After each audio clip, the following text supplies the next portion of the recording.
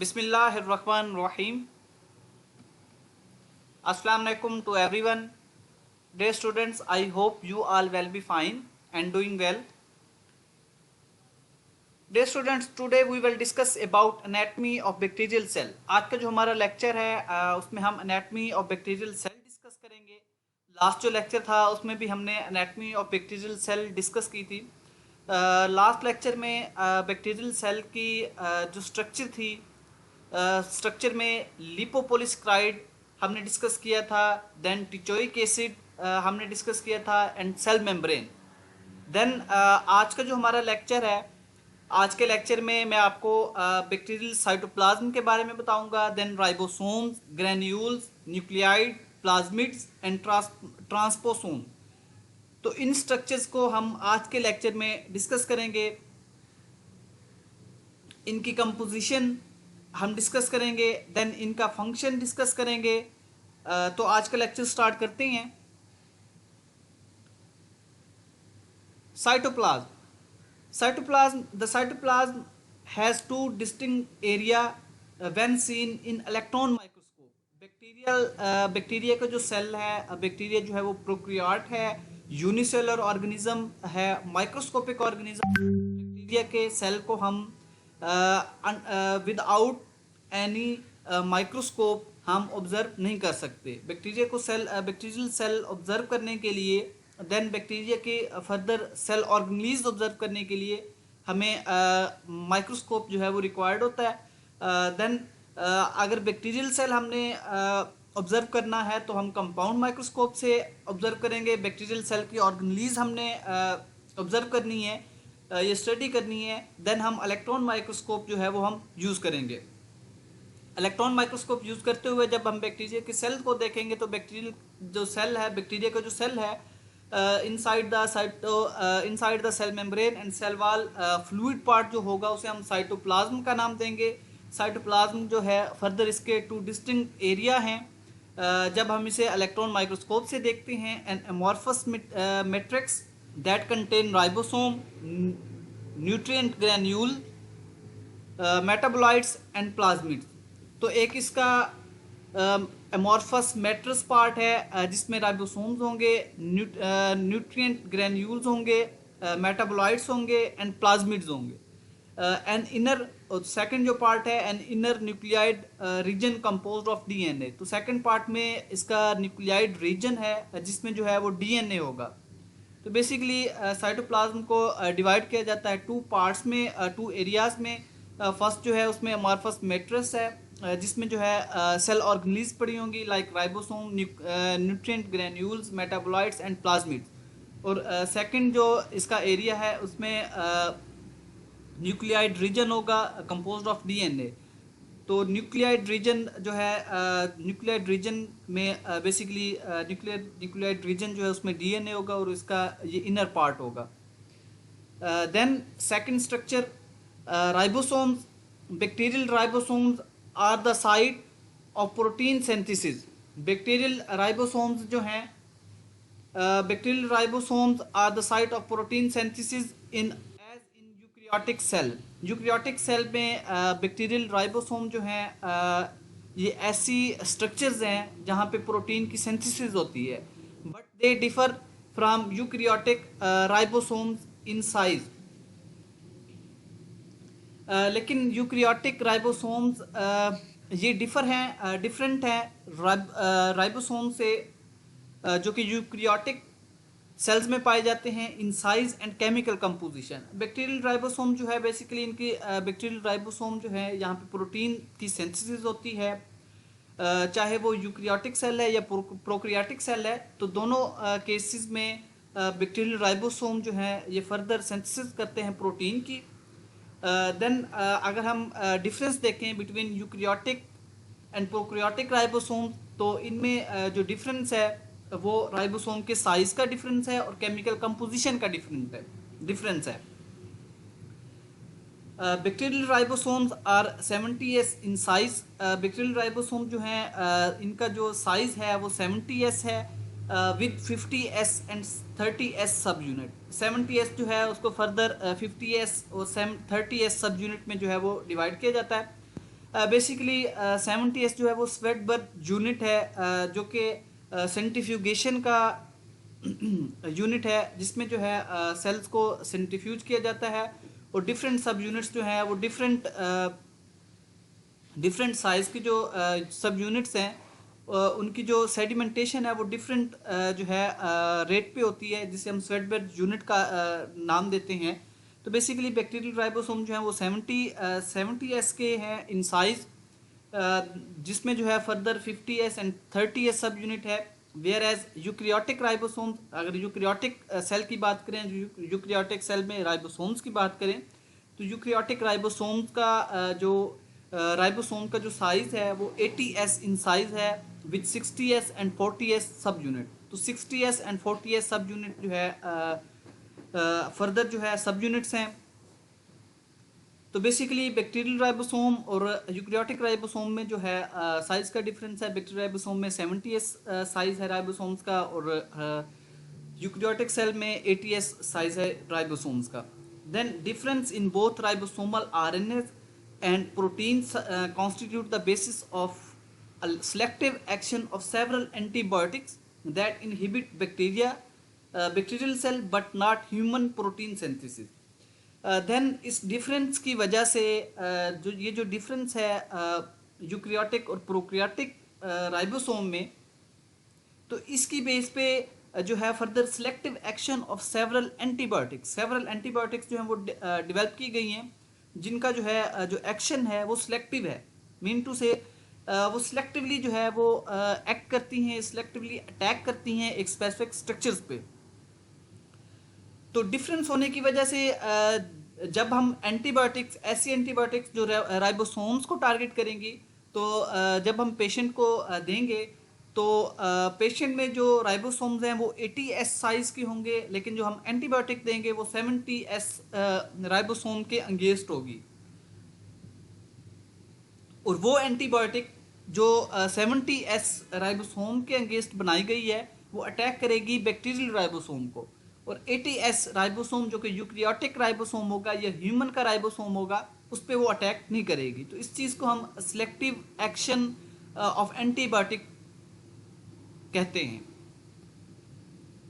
तो इस डिफरेंस की बेस पे ribosomal RNA and protein constituents की बेस पे सिलेक्टिव एक्शन है सेवरल एंटीबायोटिक्स का, जो कि एक्ट करती हैं या अटैक करती हैं बैक्टीरियल सेल को। बैक्टीरियल सेल पे अटैक करते हैं, बैक्टीरियल सेल में राइबोसोम्स पे जो है वो अटैक करती हैं और इनहिबिट करती हैं बैक्टीरिया की ग्रोथ को जो है वो इनहिबिट करती हैं, बट नॉट ह्यूमन। और ह्यूमन पे जो है इनका कोई अफेक्ट नहीं है। प्रोटीन सिंथेसिस, देन इसी तरह से प्रोटीन सिंथेसिस है। प्रोटीन सिंथेसिस जो है 70s से जो प्रोटीन सिंथेसिस होगी 70s राइबोसोम से, उसकी जो कंपोजिशन है वो डिफरेंट होगी from those protein which are synthesized from 80s ribosome. इसकी वजह से जो एंटीबायोटिक्स हैं इनका जो एक्शन है वो सिलेक्टिव है, वो सिलेक्टिवली टारगेट करेंगी बैक्टीरियल सेल को, और ह्यूमन सेल को वो डिस्टर्ब नहीं करेंगी। Then granules, the cytoplasm contains several different type of granules that serve as storage area for nutrients and stain characteristically with certain dyes.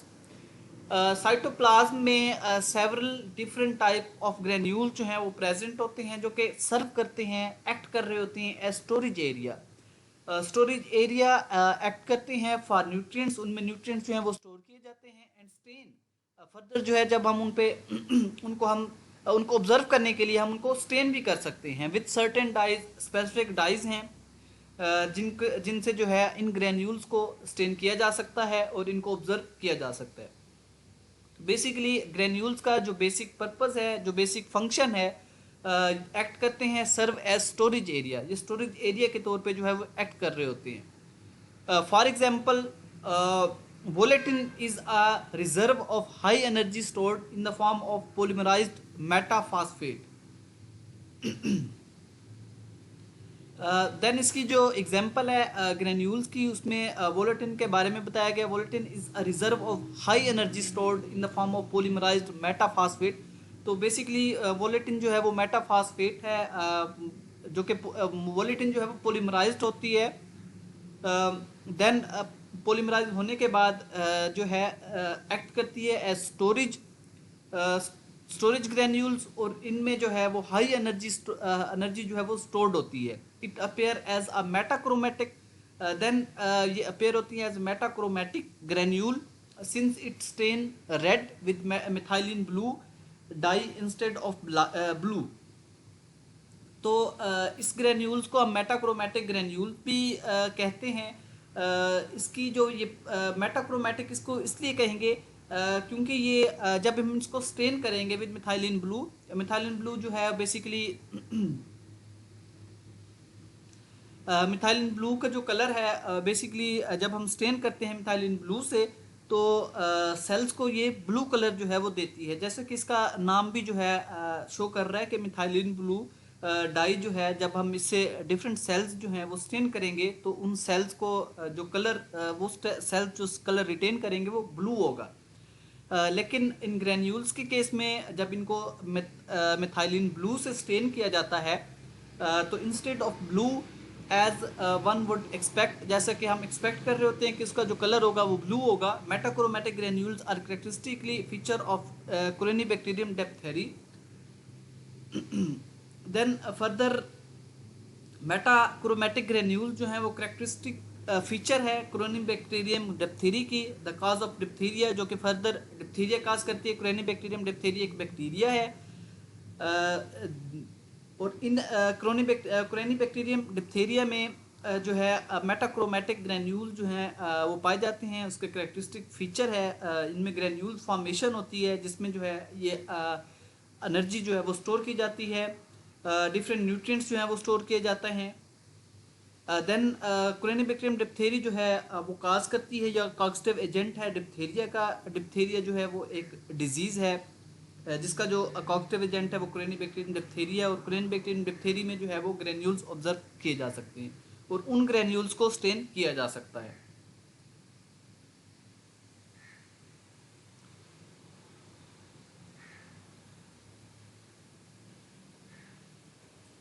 Then nucleide.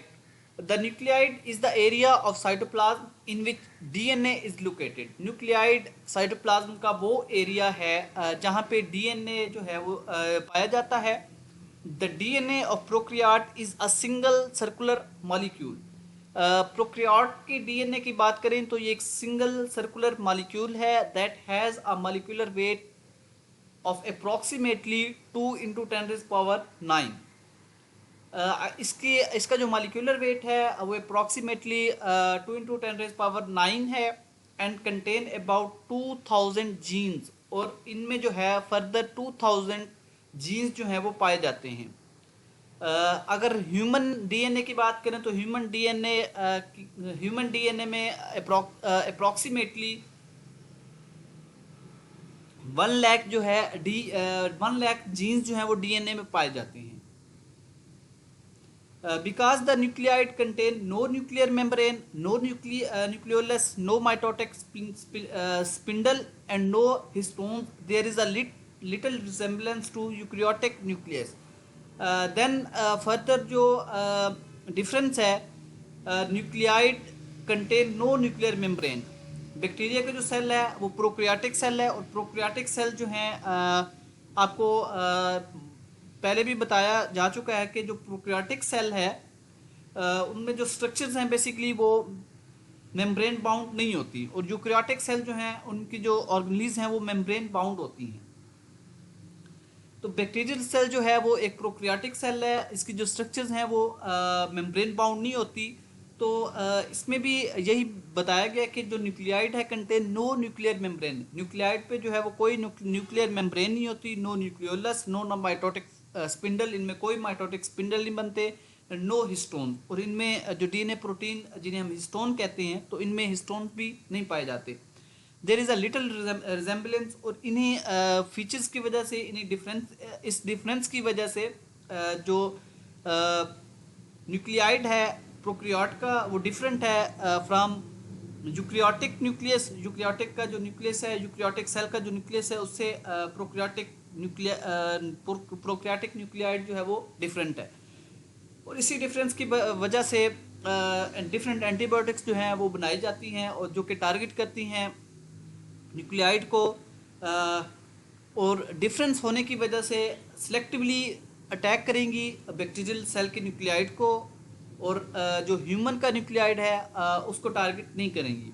One major difference between bacterial DNA and eukaryotic DNA is that bacterial DNA has no introns whereas eukaryotic DNA does. तो one major difference जो है bacterial DNA और eukaryotic DNA में, bacterial DNA जो है उसमें no introns, उनमें कोई इंट्रॉन्स नहीं पाए जाते, whereas eukaryotic DNA does. और यूकैरियोटिक डीएनए की बात करें तो यूकैरियोटिक डीएनए में इंट्रॉन्स जो है वो प्रेजेंट होते हैं.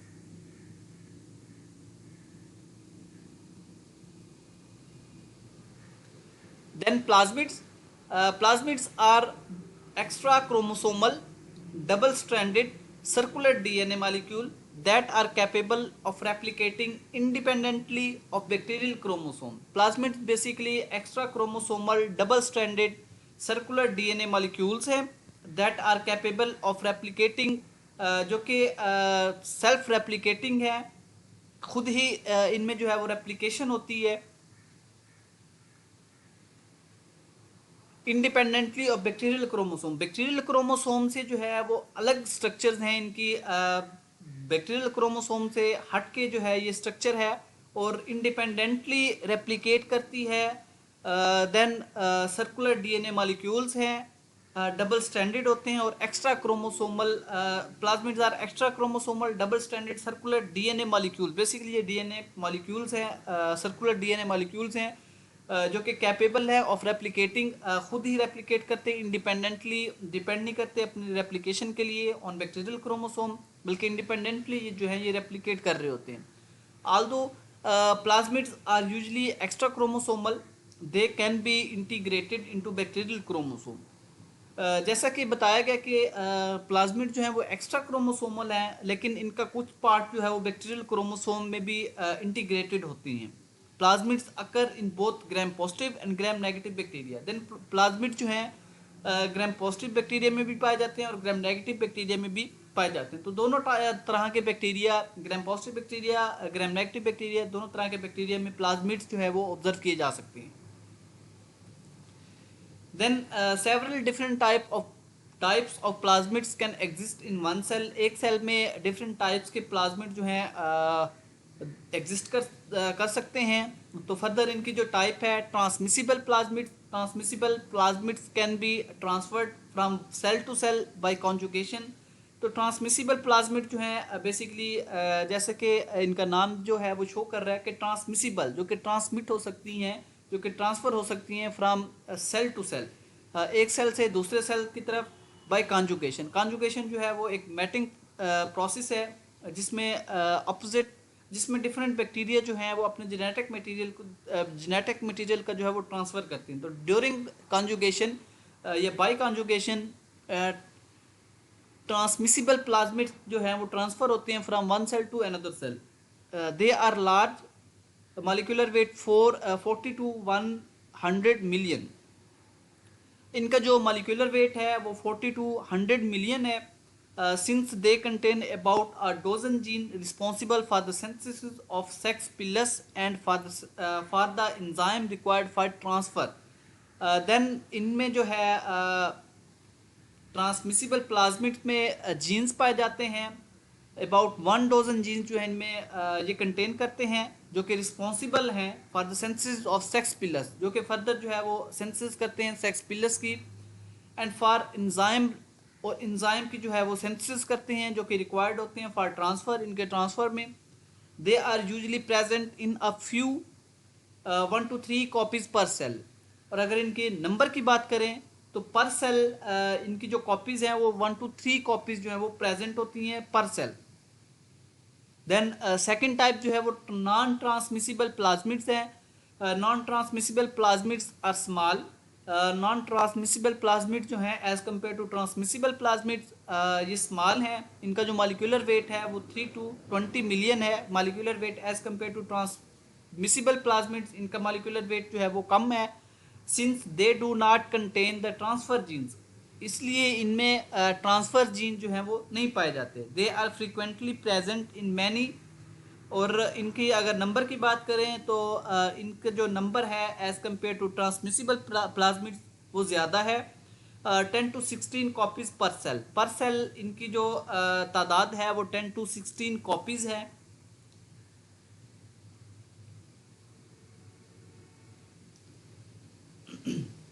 Plasmids carry the genes for following functions and structure of medical importance. Further, plasmids की जो है functions और इसके structure, इसके जो functions हैं, इसके functions डिस्कस करते हैं। फर्स्ट इसका जो फंक्शन है एंटीबायोटिक रेजिस्टेंस है, which is mediated by a variety of enzyme such as beta lactamase of staph aureus, escherichia coli and klebsiella pneumoniae. Then plasmid जो है ये एंटीबायोटिक रेजिस्टेंस जो है वो प्रोड्यूस करते हैं। एंटीबायोटिक रेजिस्टेंस बेसिकली उस टेक्निक को इस टर्म रेजिस्टेंस, जब हम एंटीबायोटिक्स डिफरेंट एंटीबायोटिक्स जो हैं वो पेशेंट को देते हैं, जिससे जो है एंटीबायोटिक जो है वो बेसिकली एंटीबायोटिक का जो फंक्शन है सप्रेस करना है और इनहिबिट करना है बैक्टीरियल ग्रोथ को। तो अगर एंटीबायोटिक देने से पेशेंट में बैक्टीरिया की जो ग्रोथ है वो इनहिबिट नहीं होती, देन हम कहेंगे कि पेशेंट जो है पेशेंट का जो पेशेंट में जो बैक्टीरिया है वो एंटीबायोटिक रेजिस्टेंट है। वो एंटीबायोटिक्स जो है उसके अगेंस्ट एंटीबायोटिक जो है वो रेजिस्टेंट है, एंटीबायोटिक का उस पर कोई असर नहीं है। तो इस टर्म को हम एंटीबायोटिक रेजिस्टेंस कहते हैं। और ये एंटीबायोटिक रेजिस्टेंस जो है बेसिकली प्लाज्मिड जो है प्लाज्मिड में जो एंजाइम्स होते हैं वो एंटीबायोटिक रेजिस्टेंस जो है वो प्रोड्यूस करते हैं बैक्टीरिया में।